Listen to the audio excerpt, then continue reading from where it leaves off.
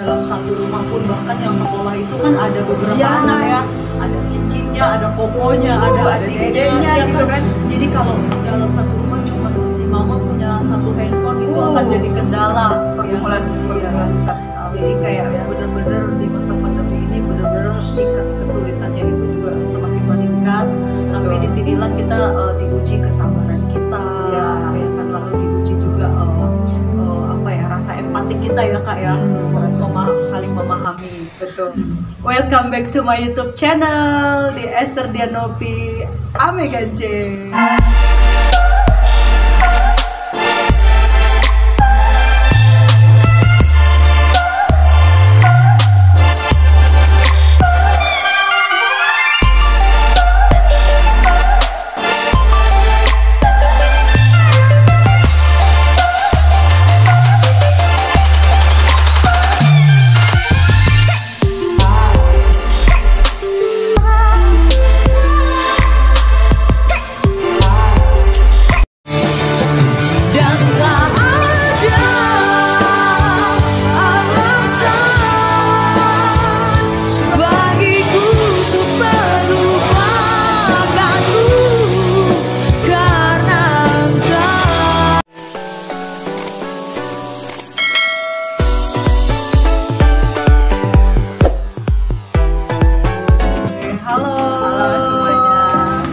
Kabar semuanya.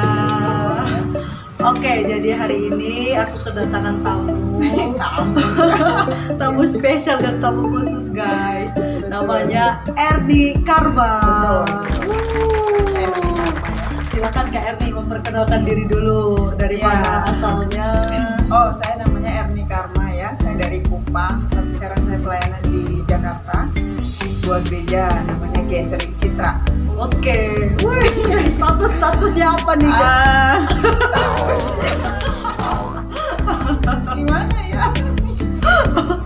Oke guys, nanti kalau ada yang berbeda silakan komentar di bawah ya. Boleh.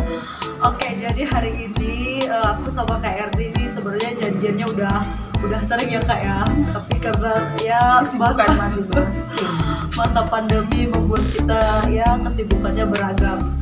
Oke, jadi hari ini puji Tuhan kita punya waktu bisa ngobrol sama Kak Erni. Ya. Oke, Kak Erni, hari ini aku pengen ngobrol tentang khususnya seputar dunia pendidikan ya Kak. Oh, oke, boleh. Jadi karena memang hari-hari ini di masa pandemi begini benar-benar kayak bidang pendidikan itu karena semua orang pasti punya anak yang sekolah. Oh, betul kan? Banget. Dan kita adalah guru-gurunya. Iya, jadi kayak bener-bener kayak tantangan kita beda ya dengan zaman kita dulu ya Kak ya. Beda banget. Iya, gimana Kak Erni ini melihat cara belajar yang dialami oleh anak-anak sekarang ya? Ya, karena saya melayani di gereja, jadi saya punya anak remaja, anak sekolah minggu begitu ya.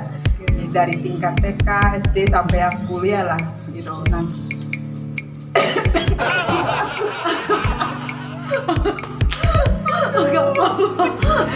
sorry. Ya, jadi harusnya tadi pakai masker gitu ya. Kita tetap jaga jarak. Maskernya dilepas ya guys, soalnya agak pengap udah kelamaan pakai masker. Ya, jadi kalau anak-anak sekarang ini agak maksudnya mereka itu harus benar-benar semangat banget, karena biasanya itu kan kita ke sekolah, kita sebagai guru juga kita ke sekolah, kita mengajar mereka begitu kan. Sekarang mereka harus online. Iya. Dan bayangin kalau misalnya dalam satu hari itu ada 4 atau 5 mata pelajaran dan itu setiap hari. Sebagai guru saya mencoba untuk kayak merasa sebagai murid gitu nggak mudah. Tantangannya nggak mudah. Bener-bener kayak nih. Jadi kayak dalam satu rumah pun bahkan yang sekolah itu kan ada beberapa anak ya, ada cicinya, ada kokonya, ada dedenya gitu kan. Jadi kalau dalam satu rumah cuma si mama punya satu handphone itu akan jadi kendala, pergumulan besar sekali. Jadi kayak bener-bener di masa pandemi ini bener-bener tingkat kesulitannya itu juga semakin meningkat. Tapi disinilah kita diuji kesabaran kita, ya kan, lalu diuji juga rasa empatik kita ya Kak ya, saling memahami. Betul. Nah, oke. Kak Erni Erni gimana nih perjuangannya dulu waktu sekolah? Aku pengen tahu nih, ya kan pengen tahu. Pengen Ya kan tahu. Kak Erni ini kan secara anak perantau dari Kupang. Berdua sama-sama anak perantau sebenarnya. Dia nggak mau ngaku ya. Anak rantau guys ya kan? Nah jadi kayak gimana perjuangannya waktu sekolah, apa yang benar-benar berkesan sama Kak Erni gitu, iya. Betul banget. Ya waktu sekolah sih memang dari sejak SD begitu ya, SD dibilang rajin ya rajin belajar, tapi dibilang nakal ya ada nakalnya juga. Soalnya ada beberapa anak sekolah waktu itu ya yang SD, khususnya yang cowok ya, sering itu pulang sekolah itu ya jadi ya bisa nangis gara-gara saya dan teman-teman. Jangan ditiru ya. Kayaknya nggak apa-apa dicerita ulang deh. Jadi waktu itu kami itu punya geng. Jadi kalau misalnya habis sekolah pulang, ya gimana caranya biar dia nangis gitu lah. Teman cowok itu nangis dan kita tuh ancam, kamu nggak boleh kasih tahu orang tua ya. Kalau kasih tahu kamu nggak boleh ke gereja. Itu kan nggak bagus ya. Dan mereka juga nggak kasih tahu dan kita merasa senang aja gitu. Jadi kita kayak maksudnya waktu SD itu pokoknya niatnya kita kalau misalnya mau belajar kelompok, belajar habis itu kita punya kita berpikir lah besok kita ngapain lagi kayak gitu. Dan orang tua nggak tahu, jangan ditiru ya. Ini udah ada bibit-bibit pemberontakan nih guys, jangan dicontoh. Nah, kemudian SMP itu saya ke sekolah itu ya cukup jauh lah ya, maksudnya SD dan SMP itu ya kira-kira 4 km. Dan sekarang ya anak-anak sekarang ya kalau misalnya nggak pandemi ke sekolah ya bisa naik kendaraan umum atau misalnya diantar sama orang tua, dan ya bersyukur ya tentunya kalian soal transportasi lebih mudah dibandingkan kita ya. Saya katakan kita karena kita kayaknya zamannya agak sama lah ya. Nah, kalau ke sekolah itu waktu SMP saya harus bawa kue. Jualan ya. Ya. Oke, jadi jiwa Bisnis. entrepreneurnya udah ada nih. Udah ada. Bayangin nih, kan 4 km misalnya ke sekolah nih, itu kan di pinggir-pinggir jalan itu kan ada rumah warga kan. Misalnya lewat nih, Erni mau belanja ya, saya layanin dulu lah. Gitu. Terus ya mereka belanja, akhirnya saya sampai ke sekolah itu padahal saya terlambat. Gitu kan. Tapi saya tetap punya satu semangat, saya harus belajar. Nah, di situ saya bersyukur dapat nilai yang cukup baik, sehingga dari yang harus sibuk berdagang juga ya. Saya nggak pandai buat kue ya, mama saya buat saya jualin gitu. Kalau nggak laku ya saya makan, nggak apa-apa kan. Nah, dari hasil penjualan itu bisa beli buku, kebutuhan sekolah, terus dapat beasiswa begitu kan. Dan itu jadi satu apresiasi buat maksudnya saya, orang tua juga kayak support gitu kan. Nanti masa SMP itu saya punya kerinduan untuk sekolah hamba Tuhan kayak gitu, karena itu juga karena diberi kesempatan oleh guru sekolah minggu sih.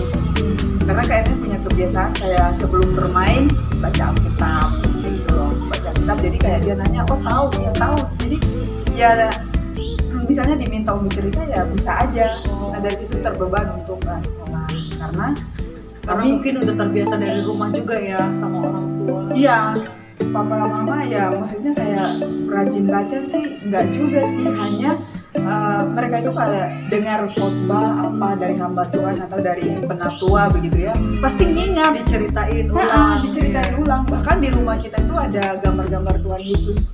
Kalau kita nakal nih ya, itu pasti langsung ditunjuk tuh, lihat Tuhan Yesus mati karena kamu, menebus dosamu. Jadi karena saya kayak gitu kan. Jadi ya masa-masa SMP itu pengen sekolah hamba Tuhan. Terus akhirnya kemudian mau sekolah lulus terus mau SMA nggak dibolehin karena masalah ekonomi. Saya bisa memahami hal itu ya. Ketika papa mama bilang jangan, tapi apa yang saya lakukan? Saya nangis 1 minggu. Tiap hari makan tidur bangun. Itu setelah tamat SMA.